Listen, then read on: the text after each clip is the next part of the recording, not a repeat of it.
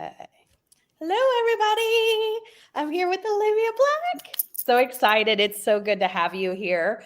And I usually start out with just turning it over to you, and you can tell us anything you want about your series, your main character, the books that you have out, the different series. Okay. So, hi, I'm Olivia Blacke. I am a cozy mystery author. And the series that I'm working on right now is the Record Shop Mystery. So it starts with Vinyl Resting Place. And these books, they take place in a vinyl record shop. And it is a shop that's run by three sisters. It's Junie, Tansy, and Maggie. And they also have a coffee cafe in the record shop. And in the books, it was, we want something to draw people in because you go for, you shop for records every couple of months or whatever, but they wanted people to come in every day for their coffee. Yeah. And then you stop and you buy something. And it's also a really good way to pick up on gossip if you're trying to solve a murder.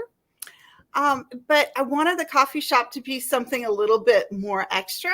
So there is a musically themed coffee or tea of the day. So one of my favorites is, for example, My Heart Will Go Oolong. So everything is a musical pun, and then it's a tea or a coffee. And so having the coffee shop just makes it so much fun. And in fact, we've got a Fatal Groove. I don't have the book yet, so I've got a printing of it. It comes out on July 25th. Yes. And in a Fatal Groove, the Frappuccino hits the fan when the mayor of the town is murdered during the Blue Bonnet Festival. And the sisters have to solve the crime so they can get their shop back reopened because the mayor happened to be drinking one of their coffees whenever he fell over dead. Yeah, that's bad. Yeah. So that's the series I'm working on right now. There was a drink in there in this series that I remember. It was a play off Johnny Be Good, and I thought it was hilarious. Yes. So you and I were talking earlier that we're both hockey fans. And I'm a Capitals fan. I live in DC. I love the Caps. And each of the Caps, whenever they score, they have their own score song. So whenever they score, the song goes off. Everybody in the audience knows what song is going to play. We all sing along. And John Carlson's song is Johnny Be Good. Oh, that's too funny. So the first coffee pun and vinyl resting place is Java Be Good. And Java I did it Be for Good. John Carlson. Out there. So yeah. Oh, that's too funny.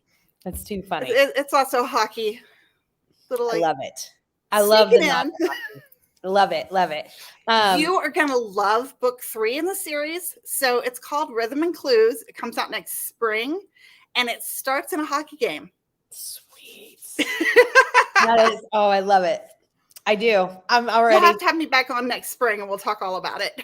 We will definitely do that. There's some people on here that want to say hello. Jean says, I can't wait. Love her in Odessa. Thank you. I'm so glad that you like Odessa. So Odessa is from Killer Content and No Means of Escape. And they're set in Brooklyn, which for me is really fun because cozies are always set in like small little quaint towns. And I was like, I want to set it in a big city. So I love New York City. I love Brooklyn. I set it in Williamsburg, Brooklyn.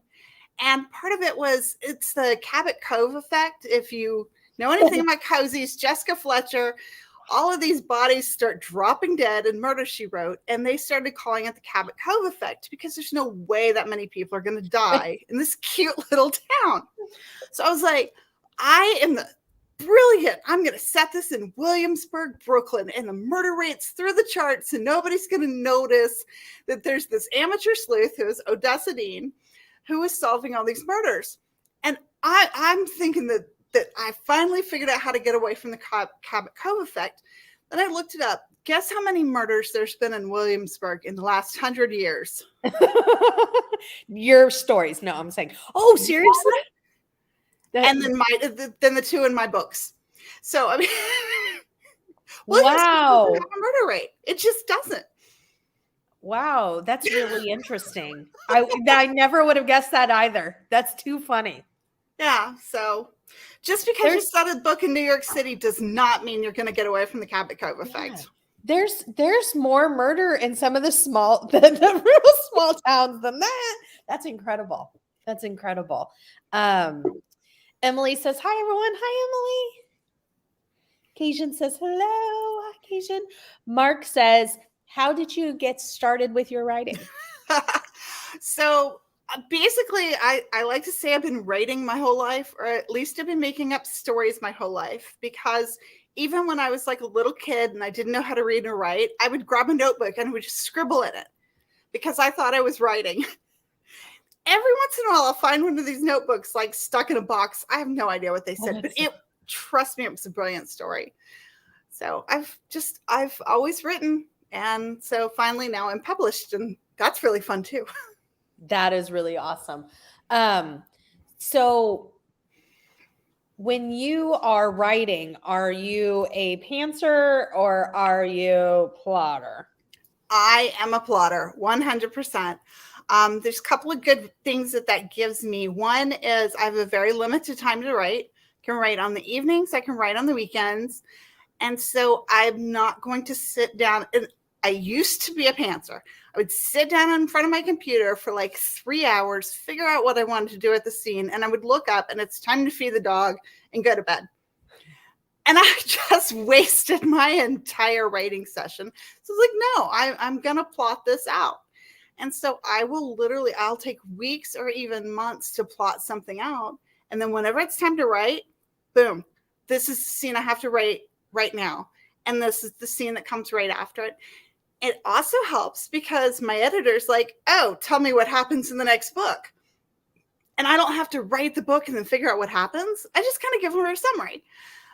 And then it's going to change completely. But so far I've gotten away with it, which is a good thing. Every once in a while, the killer changes in the last couple of pages and takes you by surprise. It happens. Yeah. And I think that some of the best written cozies are ones that, so I like to call what you do a saggy pantser. So I love that. It's kind of like the in between, so, I think as a reader though, that flows better. Just reading it, and maybe not, but just based upon the authors I've interviewed and how they've told me, like when they're free to kind of let oh, I guess they are the killer. Like I thought they were going to be the killer. I feel like reading that it flows easier than when it's so tunneled into one way. So I think that preferably is probably where things lie with the best written cozies. So that's really awesome. I will tell you that the killer takes me by surprise sometimes. Yeah, I mean, I would think that's really funny when authors are, able to do that. They're like, I was going in one direction, but this person over here just started doing something hinky. And, I think those are the best written books. Well, you realize that person that you like as the author, you really think that they're guilty. You find out at the last minute that they had a completely different motivation, because in every mystery that I read that I really enjoy, I find that everybody has got a reason to do something pretty hinky. Yeah, that's a good point. So I always ask if you think you would make a good sleuth, and I thought that I would, but I'm like, oh, I think, but I don't know why. I'm not detail oriented, and what I've learned from the cozies is, like you're saying, I know, I have to suspect everyone, even like the main character, the cat, everybody, until they can prove that they have an alibi. They're on my list of suspects because I never figure it out. But the thing I do like with cozies is it's usually a person that everybody dislikes, so everybody can be. Yes. So I would. Yeah, that's what I was going to say. Do you think you would make yourself a good sleuth? So I was actually a criminology and criminal justice major in college, like forever ago. Wow. And I loved the classes where there was one class, our professor came in and dropped a bucket of blood on his desk, an actual pail, like a bucket. And then spent the next 2 hours telling us how the direction works and how the splatter works and where Oh my gosh. like we were like turning off the lights and having, you know, the luminol and shining it on the ceiling. It was the coolest thing ever. And I never once stopped to go, that's a bucket of blood. That's kind of gross. And I've been to body farms, like where they like sit the dead bodies outside and like wait and see what happens. And it's cool. But at the same time, I don't want to do that for a living. You know, I don't want to, it's like, it gives me the willies. Yeah. Yeah. So I don't think I'd make a good sleuth, because the first time I see like a dead body, I'm not going to be thinking, oh, who did this? Oh, we got to do something. No, I'm running. I'm running away. I might call somebody eventually, but I'm leaving the scene. I am 100% with you.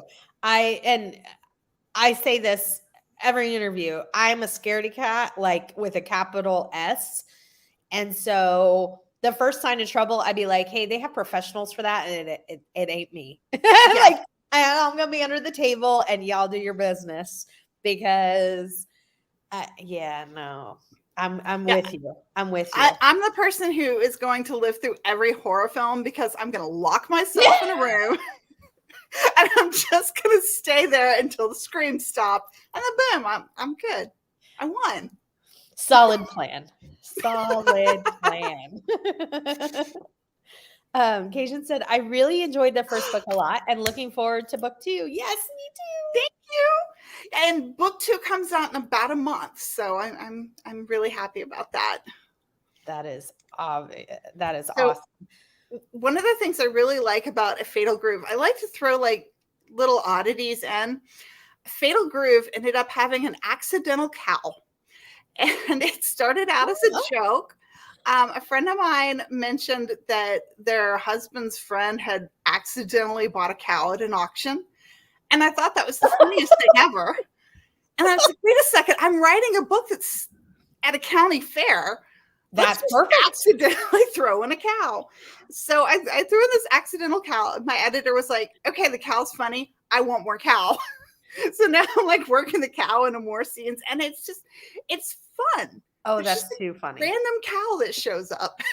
I love it. In Brooklyn, New York, where there's no crime or no murder. It's something great. Actually, the record shop is set in Texas. And it's yes. Yeah, and it's set in a little town right outside of Austin. And the thing about Texas is there really is 3 Texases. There's Texas, there's Dallas, and there's Austin. And they're 3 completely different states. So I kind of set it like right on the outskirts of Austin. So it has the country feel, but it's still very much Austin. Because Austin has an amazing music scene and it's set in a music store. So right. I do have a question though. I was thinking about this. Is their uncle going to be in book 2? Because I love 10. Their uncle is going to be in every book they allow me to write. I loved the uncle. I mean, after I got past, all the other stuff. I think he is fantastic. I love him. Without putting any spoilers, in book 2, in A Fatal Groove, the uncle crashes a funeral and makes a nuisance out of himself. That sounds about right. Yeah, that's exactly what Uncle Calvin would do. It's just like, he's taking over at a funeral. Come on. How cool is that? That's amazing. That's amazing. Danielle says, hi, everyone. Hi, Danielle. Jen says, hi, everyone. I loved Final Resting Place. Thank you, Jen. I approve of this question. Steven says, what is a shake, rattle, and roll? What is it? Sorry, I was answering Steven. Shake, rattle, and roll. I hear it a lot. Nice. So, actually, Steven, I've mentioned hockey a couple of times. I try to sneak hockey into the books wherever I can, but I haven't put in any particular player other than, and we mentioned this earlier, I put John Carlson's goal song, which is Johnny Be Good. So I put Java Be Good in there, but I'm trying not to put in any individual because, we were talking earlier. I love TJ Oshie. He's absolutely amazing. But if you're not a From Blues St. fan Louis. or you're not a Capitals fan, you might get upset just because of who I like. So, yeah, I'm not going to go into specifics. Shake, rattle, and roll. I might be able to come up with a pun for that. Absolutely. Absolutely. I feel like shake, rattle, and cinnamon rolls. I mean, right there. Yeah. It's just sitting there waiting to be taken. It is. That is awesome. I love it. Do you have any other series that you've written? So she was talking about that a little bit. That you would recommend to younger readers, like teenagers or probably young adults. So, I don't read a lot of YA, to be completely honest. And I'm starting to regret that because I've started reading YA and I found some really great books. I recently read Icebreakers, which is almost YA. It's a hockey-based romance. It's almost the Topik movie. Come on, help me out. Cutting Edge. There you go. It's almost Cutting Edge. Yeah, I thought and I thought too. Yeah, it was cute. Lynn Painter is one of my favorite authors, and she writes a bunch of YA. She doesn't do mystery; it's more romance. So for mystery, I mean, there's the obvious Nancy Drew, Encyclopedia Brown, but for YA modern mystery, I don't know. I'll have to find out.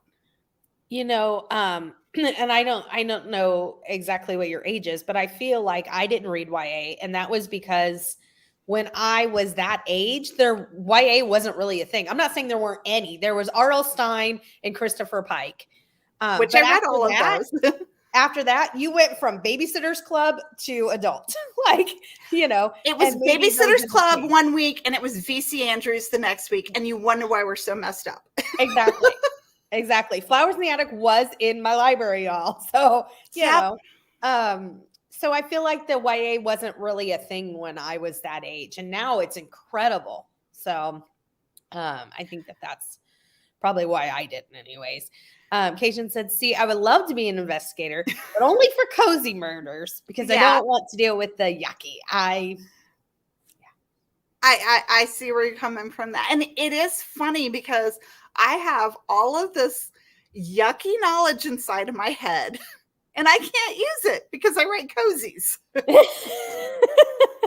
So I could have thought that through, but at the same time, I don't want to get stuck on the details.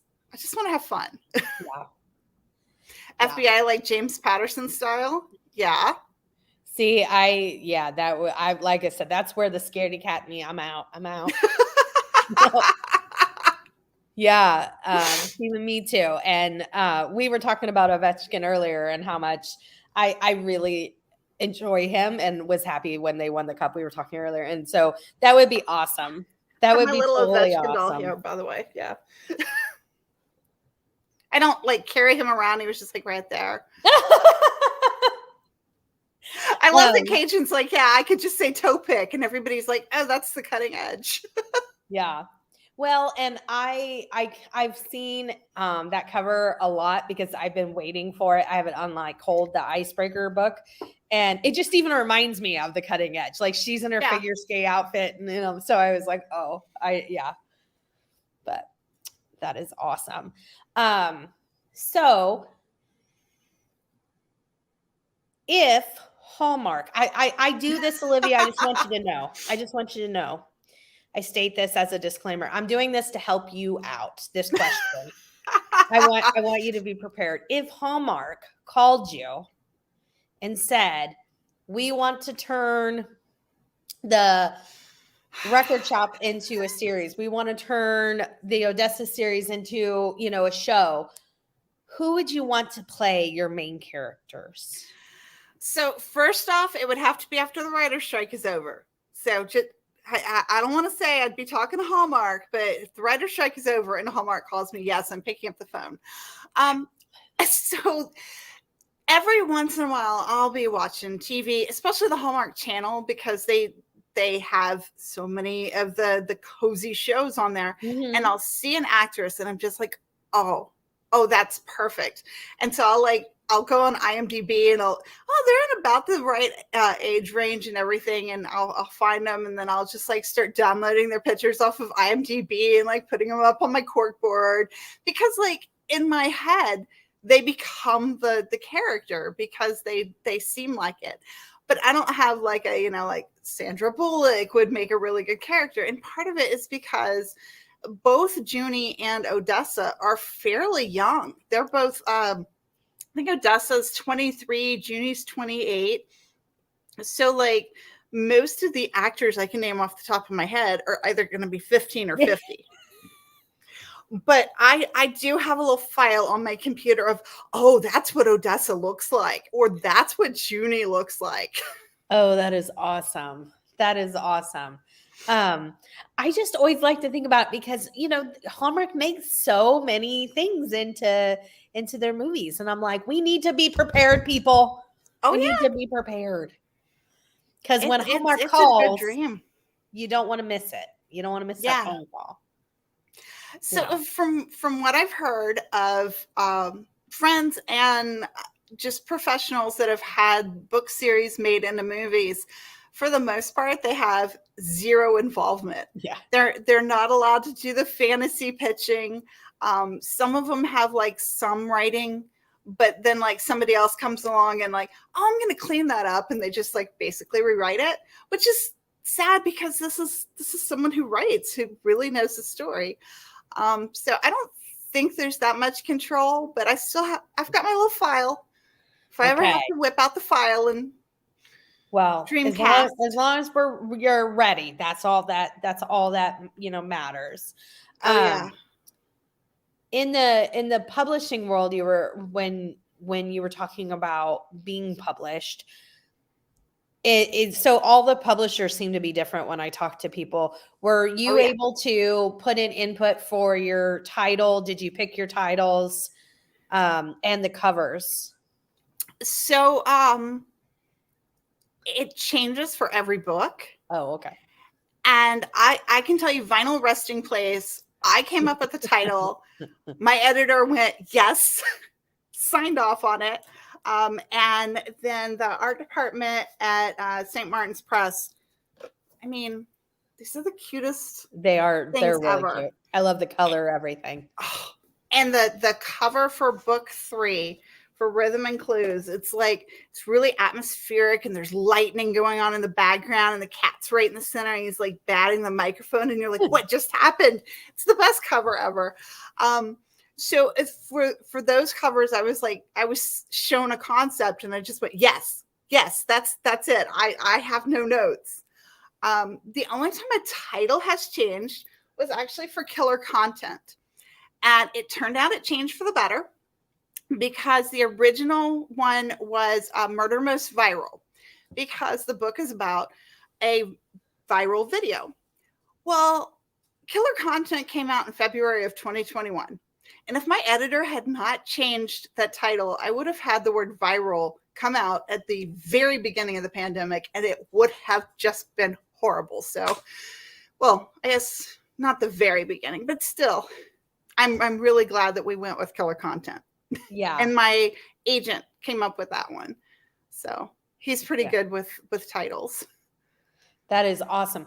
And so do you know already, like, if so number 2 comes out in July, and then 3 is the one you were just talking about, and then that comes out in March. Okay. And then after that, do you know, or do you have to wait, or how does that work for you?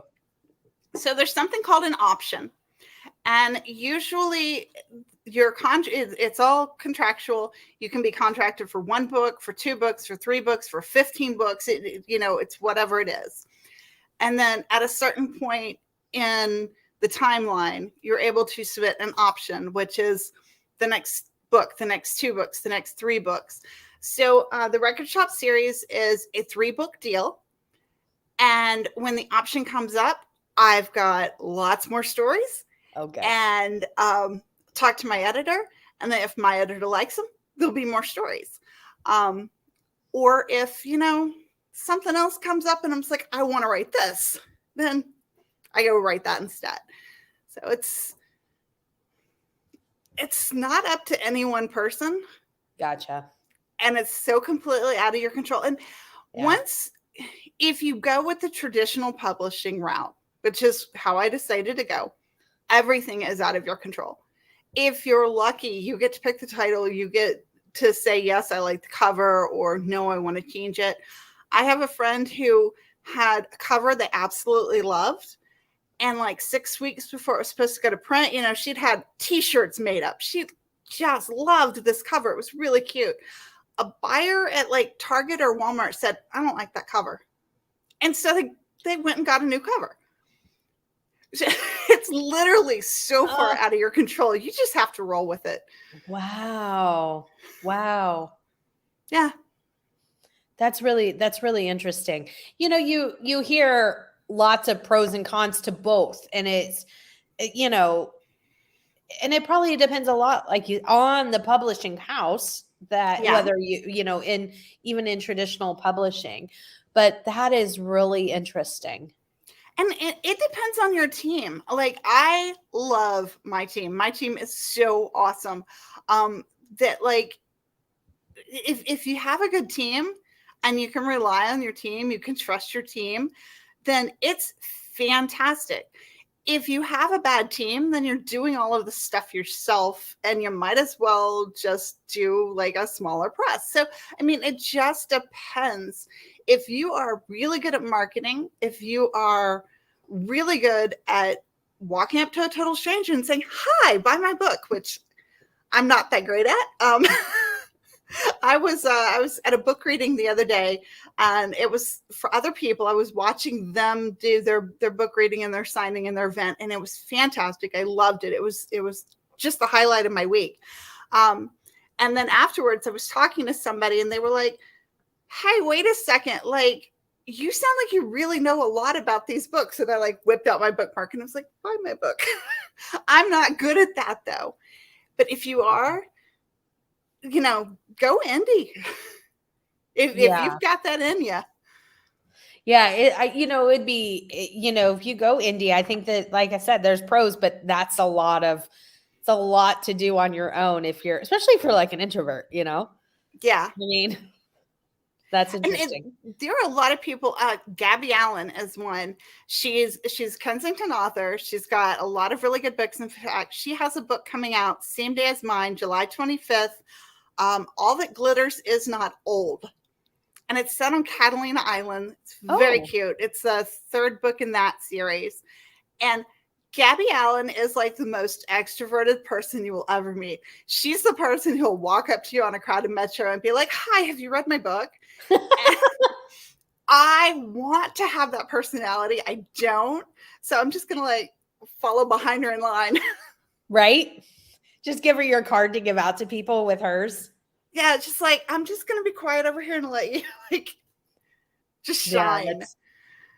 That's hard work to do all of that marketing by just on your own, I would think. And she's got a whole team, and they're an amazing team, but you can't beat that kind of personality for just being able to walk up to a stranger and say, hi, how are you? Right. Yeah. Mark says, I grew up with Mary Pope Osborne and Ron Ray, as well as Stephanie Meyer Twilight with J.K. Rowling with Harry Potter, the Gryffindor fan over here, and then Hatchet with Gary Paulson. Yeah. A lot of that stuff, I was too old when it all hit. Like the Mary Pope Osborne, isn't that the Magic Tree House, I think? I think that's who that is. And I was way beyond, that age group of reading when it came out. But they're really cute. My niece and nephew read them. Well, I love books like that, because even if they're not to your taste or you're the wrong age group, there's something amazing about watching little kids line up at a bookstore, or God forbid a teenager actually shows enthusiasm. Right? Like when you see a teenager that's like, I'm going to get dressed up in a weird outfit and go like be in public and smile and be happy. You're just like, well, then read that book. Right? Exactly. That's always cool Exactly. to me. That is amazing because, you don't see a lot of that anymore. I agree. Like the best thing about my childhood was Book It and the Scholastic Fair. I was definitely the person who won the personal pan pizza every time they had. In fact, one year we lived really close to a Six Flags, and I won the Six Flags season pass Oh, that for is awesome. the the most books read, and you had to have somebody sign off on it. And I was like, yeah, okay, whatever. Everybody sees me reading, and so like I'd be reading a book, and I'd have, hey, you come over here, sign that I'm reading this. And I read every single book, and I would have done it anyway. But then I got a free season pass to Six Flags, and that was cool. Exactly. That's amazing. That's amazing. I know. I was pretty sure Pizza Hut was starting to question like our Book It time. So Yeah.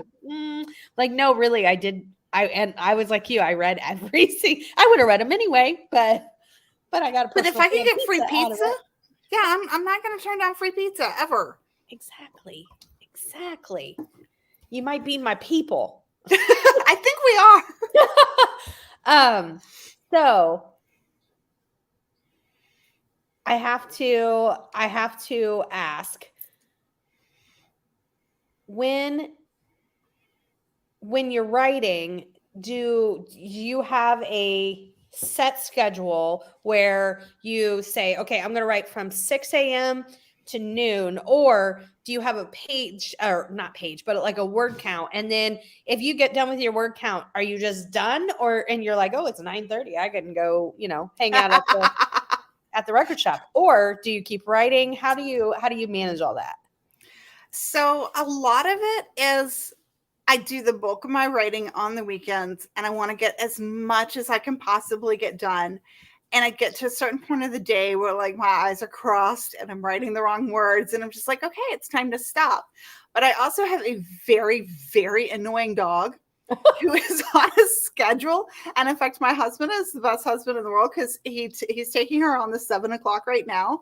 But like she can tell time, and she knows when her walks are, and she knows when her food is, and she knows when her playtime is. And if I don't take a break, she will stand on top of my laptop. She doesn't care. So like that's kind of I guess I have to stop working because the dog is about to eat my laptop. That is hilarious. My dog, I used to say, I think he can kill time because my husband works from home, and when it's like a half an hour before I get home, Kairu will start, which he's named after a hockey player. I gotta love it. He will start like getting antsy, like he's waiting on me. Oh yeah. And somebody told me it was because it's not that they obviously can tell time, it's that the amount of your smell is a certain point, and then they're able to tell that oh wow, you've been gone for a certain amount of time or should be back at a certain amount of time based upon the leftover smell in the house or something like that. So when I first got Bailey, I was working from home, and Bailey Cakes, she's my little puggle. Oh. I got off work at 4 o'clock. And so from 8 a.m. to 4 p.m., she sat at my feet. And at 4:01, it was playtime. This is playtime. And I've had her for 4 or 5 years now. It does not matter. 4:01 p.m. It is Bailey time. And she doesn't care if I'm in a meeting. She doesn't care if I'm writing. It doesn't matter. It's Bailey time. So she can tell time. She's pretty good at. That's hilarious. She's never gonna let you miss a meal, ever. That is hilarious. I love puggles too. She's a good one. Oh, she'll come over here later, I'm sure. She likes podcasts. Oh, and again, that's my fault. When I first got her, working from home, I'm on the computer a lot. I'm on video calls a lot. So here's a dog that needs a lot of attention. She was a rescue. She was a little bit, nervous about everything. And so whenever I'd get on a video call, I'd give her a little bit of food to, calm her down and get her out of my way. So now if I get on a video call, guess who wants food? Well, of course. It's my fault. I trained her that way, right? Yeah. Yeah. We do. We're or they train us, one or the other. Speaking of which, she's about to come up here. Aww. This is Bailey Oh, Kate. there she is. Hi, Bailey. And she's wet. She just came in out of the rain. So, Aw, sweet baby. say hi. Say hi. Hi, baby. She got her treat. She's happy. Aw. Cajun said one of my cats used to lay across my laptop when I would be working later than usual. Like, you're done. Oh, Cajun. yes. Your time is up. You are done. It's over. That is hilarious. Oh, that's so I mean, sweet, animals too. are just, they're so smart. They're so smart. Oh, she is adorable. She is adorable. I don't know if you have any other ideas in your head, but you mentioned Six Flags. And that brings Yes. up a point that I like to just throw out into the world. I do this again almost on every interview because I'm thinking that I'm wishing it into the world and therefore it will exist. Everybody that's here probably is like, oh God, here we go. But I got to hear this. if you're thinking about writing another cozy mystery at some point and you're tossing around ideas, perhaps you could write a cozy that's set at an amusement park or a traveling carnival. I want this to happen. When I was 15, I started working at Six Flags over Texas. Oh, that's cool. And I worked there the entire summer I was 15, the summer I was 16, the summer and the weekends I was 17. So I worked there a lot. And I don't know if, I mean, you know what hot is, but until you've worked outside all summer in Texas in a polyester uniform, you have no idea what hot is. My memories from that time, one, they're sketchy because I think I had heat stroke the entire summer, every summer. So, you know, it just baked off some brain cells. I know it did. And also, they're not good memories. They're not memories that I want to delve into in a book. So, yeah, I'm not going to be your Six Flags writer, even though I've got the experience. Oh, what about traveling carnival? Traveling carnival sounds fun. Okay. Just keep it, marinate on it. Well, in book 2, in A Fatal Groove, it does take place at the county fair. I knew you had said that. And there are rides, but Junie doesn't go on the rides because Junie likes to eat. That's her favorite thing in the world is eating food. Any kind of food. The best foods are at county fairs. You're at a county fair. She's eating her way across the county fair. And then her friend Teddy goes, let's go on the midway. And she's like, let's not. Yeah, that could be bad after that. Yeah. But I totally approve because, like I said, I mean, the best foods are found at fairs. Oh, and it's all fried and it has way too much sugar and it just tastes absolutely perfect on a hot day.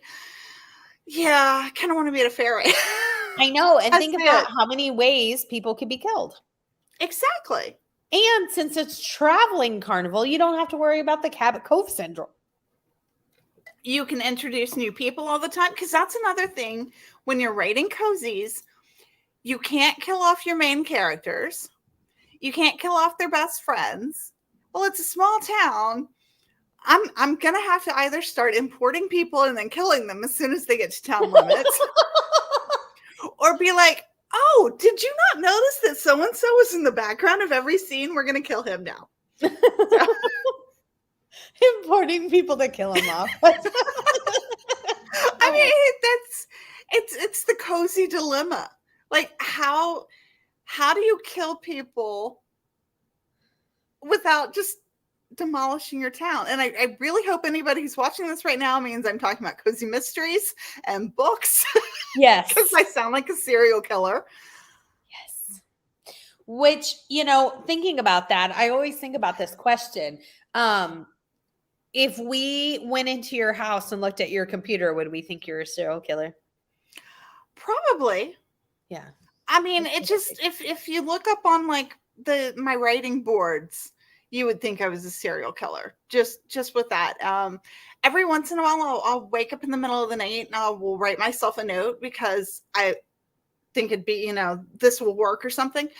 And my husband will get home and he'll see these notes like all around the place. It's like, kill so-and-so, or what is a knife? What's the difference between a serrated knife wound and a double-edged knife? It's like, if you weren't a writer, I would be really, really worried right now. Well, somebody once told me, an author, but I really, really don't remember who it is. So I can't say anything. I wouldn't, but I can't remember. They told me that the reason that all mystery writers never get divorced is because they can kill, when they get mad at their spouse, they can just kill them within the book and move on, and then they're fine. Yeah. So all their marriages last because they've killed their spouse repeatedly, apparently. And I'm like, well, I guess whatever works for you. I prefer marriage counseling. No, I'm kidding. I as long as he's not listening and can't hear me, I kind of like my spouse. So, I mean, we've been married 900, 1800 years. It's been a while. We've been married for decades and decades and decades. And I don't think that you can stay married beyond the first 4 years where it's all shiny and new and pretty and fun if you don't actually like each other. I think that's a fair point. Yeah. Yeah. So, things come up, but yeah. Exactly. And I figure, I've almost got him trained because it's also been decades. And so, at this point, why break in a new one? Yeah, no, I'm totally with you there. I really hope he's not listening. Yeah. Right. Oh gosh. You reminded me of something I wanted to ask you when you were talking about your spouse seeing your notes. You can just wink, if you don't want to say anything. But is any of the characters based upon someone, including the victim? If it's the victim, you can just, So there was a character in Killer Content that was very, very, very loosely inspired by my husband. No, they were not a victim. They were not a victim. In fact, a lot of people wanted him to become a love interest. And I was like, I can't imagine why he would become a love interest. Oh, that's too funny. So, there was, he's not based on him. It's just kind of inspired by him. And I try not to base a character on a particular person. There is one character that is throughout all the record series, and she was based on a person I had one brief interaction with, and this person was she was such a jerk. And I was like, you would make a great side character to Cozy Mystery. And my editor calls me on it every time she shows up on the page. She's like, is there a reason that this person is a jerk? Or is this person just, I'm like, no, this person's just a jerk. It's just literally a random encounter I had. And I was just like, man, you're just like that jerk in every Cozy Mystery that nobody likes. So I actually enjoy writing this character. And every time she shows up on page, she's going to do something that's just rude. And I'm okay with it. Because there are just some people in the world that just aren't happy. Oh my gosh, that's too funny. But it's not like somebody I know. So I'm not going to bump into him and go, oh man, I killed you last week. I'm surprised. I've never had an author tell me that. I'm like, oh, I'm surprised because maybe I'm just petty because I'm thinking, I don't know. If I was an author and somebody made me mad, I'd be like, no, not really. Well, we do have to write that little paragraph that says, all characters in this novel are completely fictional.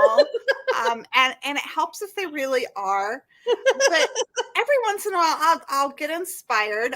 There is a character in Vinyl Resting Place whose name is JT, because I didn't want to name a character TJ. I think you know who TJ, well, obviously with TJ, but also TJ Oshie. So, I definitely do have people that have a certain name or a certain characteristic or is inspired by something, but I've never just like written somebody onto a page, partially because they're so unbelievable. Like, you know, that one, let's just say a neighbor, or, you know, like your brother-in-law or something like that you just don't like. You can't put them in a book because they never come across being believable.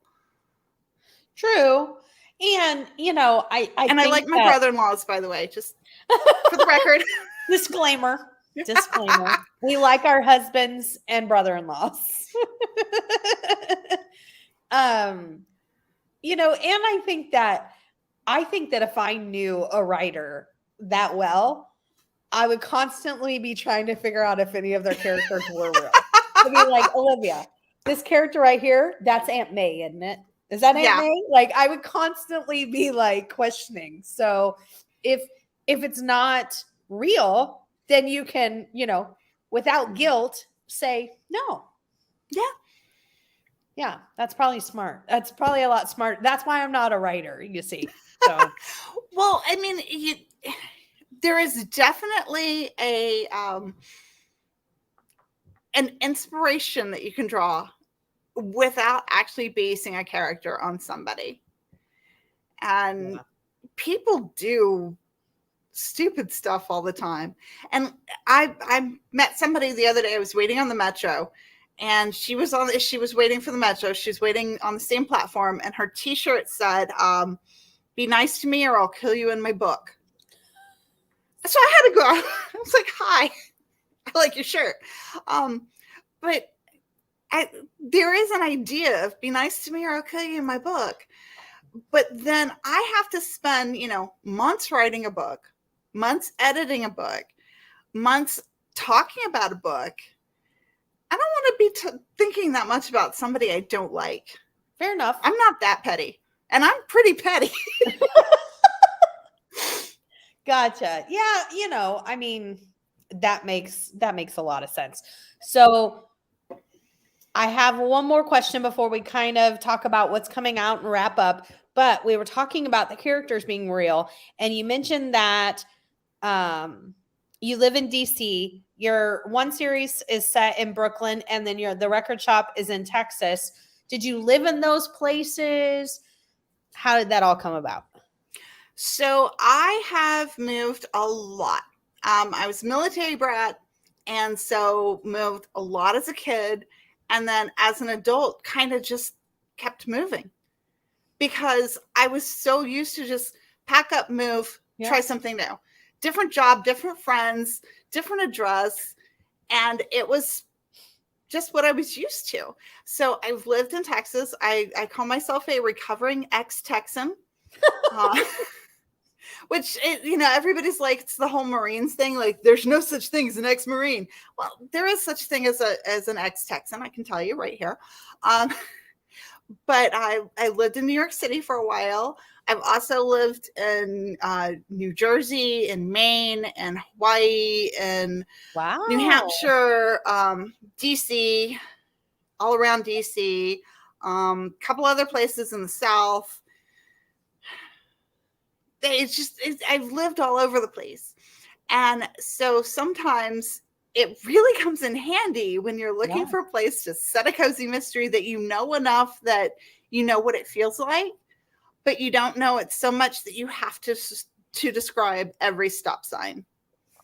Because like, if I were to set it like in my current neighborhood, I'd be like, yeah, at 3:00, that guy with no muffler that doesn't know how to shift his car is going to go by and he's going to backfire. You know, it's like, that's too much detail. But I spent a lot of time in Texas. So for me, it's just kind of second nature to channel that recovering ex-Texan onto the page. Is that is the small town outside of Austin, is that fictional? Yes. Yeah. That is pretty much every small town in that part of Texas. Yeah. Just kind of combined and then made a little bit smaller, because even like the tiny towns have gotten so big. But I get that question a lot. I'm like, oh, is that this town in Austin? Is it this town? Because Austin has all these little suburb towns that have been swallowed up. And Yes, it is all of those towns, but it's also none of those towns.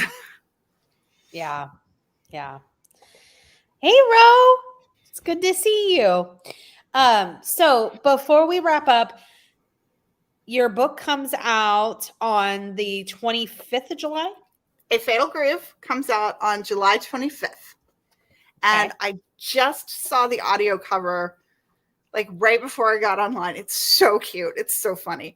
So I don't know if I can even share it yet, but it's really cute. Oh, that's awesome. That's awesome. And then book 3 comes out in March of 2024. And that is Rhythm and Clues. So as I like to say, the rhythm is going to get you March 2024. Love it. Love it. And that book starts at a hockey game. I'm just saying. Yes, it does. So, you know, it does start at a hockey game. And you're going to have to forgive my dog. I do. That's funny. She's got into the squeaky toys. He's like, it's time.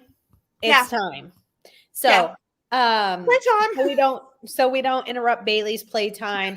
Do you have your website where people can find you? OliviaBlacke.com, and it's BLACKE. So, okay. And do you have any other medias that people can find you at to see about your books?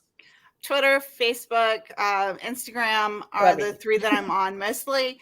Those are all linked off of my website if you can't find it right away, because they're all different. I didn't really think about it whenever I got started. And in fact, Olivia Blacke on Instagram is my dog's Instagram page. It's not mine. And I didn't feel like fixing that, so I started all over. So I think my Instagram's like Olivia Blacke author, but then Facebook is author Olivia Blacke, and then Twitter's just Olivia Blacke. So I'm kind of all over the place. I also have a newsletter that's linked to my website. I always try to send things out first on my newsletter. So anytime there's a special deal or an appearance or a sale or a contest or something, I try to put it in my newsletter first, and then I'll start posting it on socials, because I don't know about you guys, but like some of the socials just don't get the interaction that they got a couple of months ago.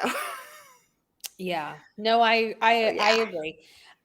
So, and I'll be able to add those, your website. I'll add your website where they can find you. I can add things to the description an hour after it posts. Fantastic. So I can add the oliviablacke.com and all that. So thank you. It's all on my email signature, so you should have that too. Yes. Well, thank you for inviting me. First off, I have really enjoyed the questions from the audience. The interaction from the audience has been really cool. I like that. That's been a lot of fun for me. Well, I'm so glad. And I would love to have you come back on before the next book comes out. Please do. That would be fantastic. And I'll continue chatting with you on email, and we can set that up. And I just want to say thank you again. It was so awesome. I really appreciate it. And I can't wait for book 2. I'm really excited for it. Thank you. Thank you very much. I'm kind of excited about it too. Cajun says, thank you for taking the time to talk with us. It was a lot of fun. Thank you. Thank you. Thank you. Bye, everyone. Thank you. Bye, guys. Thank you.